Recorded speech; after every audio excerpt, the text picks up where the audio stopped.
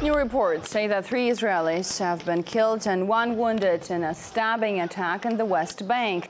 That's after 3 Palestinians lost their lives to deadly clashes earlier in the day.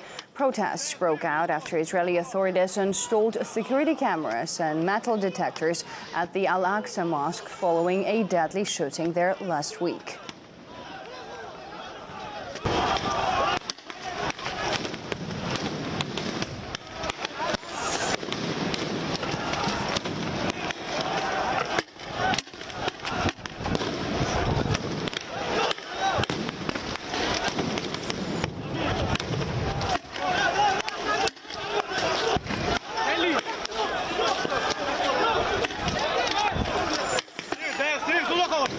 The continuing violence between the police and protesters has prompted Palestinian President Mahmoud Abbas to cut all ties with Israel. He said that the suspension would remain in effect until Israel cancels the new security measures at Al-Aqsa Mosque. Earlier, a Palestinian spiritual leader had warned the Israeli government of the potential for an explosive situation. Our Middle East correspondent, Paula Sliam, has the latest on what's happening right now in Jerusalem.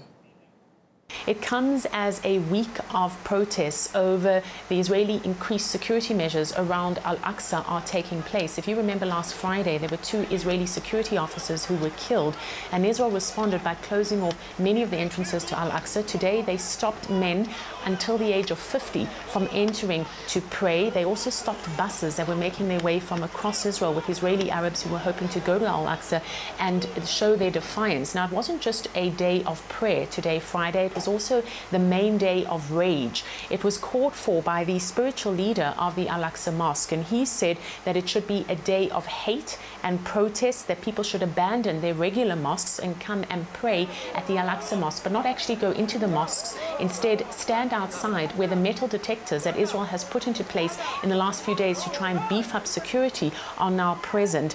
He said, to quote, "Otherwise the situation would explode." I was caught in some of those clashes, and there are neighborhoods in East Jerusalem that look almost like a war zone. You have Israeli security officers charging forward with rubber bullets and tear gas, and also a machine that sprays liquid, dirty liquid on people. The protesters surge in the opposite direction, and they have huge rocks and stones that they've been throwing at the security forces. Now, all of this comes as the Israeli cabinet held an emergency meeting. They decided to keep these metal detectors in place. They believe it's for security, but of course the Muslim worshippers believe that it is a way for Israel to change the status quo of the Temple Mount, which is a hugely volatile and important religious site that currently has custodianship by Jordan. The clashes are ongoing, and we do expect the situation to remain extremely tense. Temple Mount, or Haram al-Shaif, as it's known to Muslims, is one of the most contested religious sites in the world. For Jews, it's believed to have been the site of 2 biblical temples. And the Al-Aqsa Mosque, which is located on the hill, is Islam's 3rd holiest site. The Temple Mount is administered by a Jordan-based Islamic religious authority. We spoke with a peace activist, Miko Pilet, earlier to get his take on the unrest. Maybe you'll see this as being the final straw that breaks the camel's back, but can you understand that someone who's just sort of tuning in to the entire conflict over the last few weeks will see the death of Israeli policemen, the Israelis responding with metal detectors, and now more deaths carried out by Palestinians, and that it will seem like this is a very disproportionate response coming from the protesters? Would you say, though, this is the final straw? I will say again that the Israeli provocations in Jerusalem and around particularly the holy site of Al-Aqsa Mosque and the sanctuary have been so severe that there is no question that this is exactly what Israel had wanted. Israel has done everything it possibly can to provoke Palestinians on a daily basis during the Friday prayers, denying them the right to pray based on all kinds of criteria, random criteria. That the Palestinian protest is perfectly understandable.